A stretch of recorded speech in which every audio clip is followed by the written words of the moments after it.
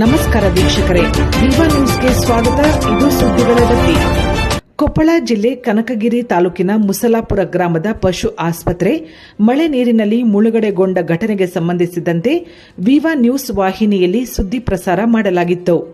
ಸುದ್ದಿ ಪ್ರಸಾರ ಆದ ಮರುದಿನವೇ ಅಧಿಕಾರಿಗಳು ಎಚ್ಚೆತ್ತುಕೊಂಡು ಸಂಬಂಧಪಟ್ಟ ಅಧಿಕಾರಿಗಳು ಸ್ಥಳಕ್ಕೆ ಭೇಟಿ ನೀಡಿದ್ದಾರೆ.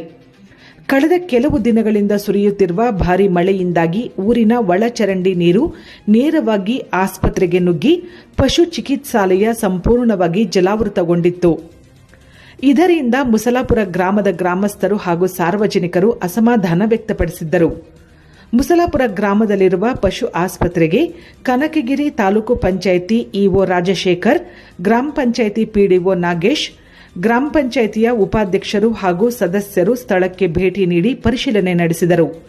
ನಂತರ ಗ್ರಾಮದಲ್ಲಿರುವ ಸಮಸ್ಯೆ ನಿವಾರಣೆಗಾಗಿ ತಕ್ಷಣ.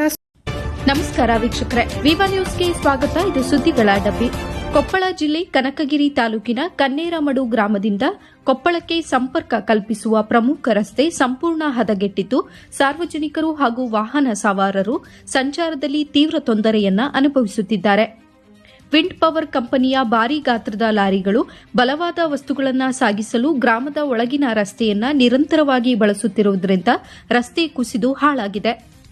ಈ ದುಸ್ಥಿತಿಯಿಂದ ಶಾಲಾ ಮಕ್ಕಳಿಗೆ ಬಸ್ ಹಾಗೂ ಆಟೋಗಳಲ್ಲಿ ಪ್ರಯಾಣ ಕಷ್ಟಕರವಾಗಿದ್ದು, ಚಾಲಕರು ವಾಹನ ಸರಳವಾಗಿ ಚಲಾಯಿಸಲು ಸಾಧ್ಯವಾಗುತ್ತಿಲ್ಲ ಎಂದು ಮಾಧ್ಯಮದ ಮುಂದೆ ತಮ್ಮ ಅಳಲನ್ನ ತೋಡಿಕೊಂಡಿದ್ದಾರೆ. ಕೂಡಲೇ ಸಂಬಂಧಪಟ್ಟ ಇಲಾಖೆಯ ಅಧಿಕಾರಿಗಳು ಗಮನವನ್ನು ಹರಿಸಿ ಭಾರೀ ಗಾತ್ರದ ವಾಹನಗಳ ಸಂಚಾರಕ್ಕೆ ನಿಯಂತ್ರಣ ಹೇರುವಂತೆ ಹಾಗೂ ಕಂಪನಿಯ ವಿರುದ್ಧ ಕಾನೂನು ಕ್ರಮ ಕೈಗೊಳ್ಳುವಂತೆ ಒತ್ತಾಯಿಸಿದ್ದಾರೆ. ಕ್ರಮ ಕೈಗೊಳ್ಳದಿದ್ದರೆ ಮುಂದಿನ ದಿನಗಳಲ್ಲಿ ಶಾಲಾ ವಿದ್ಯಾರ್ಥಿಗಳು, ಗ್ರಾಮಸ್ಥರು ಹಾಗೂ ಚಾಲಕರು ಸೇರಿ ರಸ್ತೆಯನ್ನು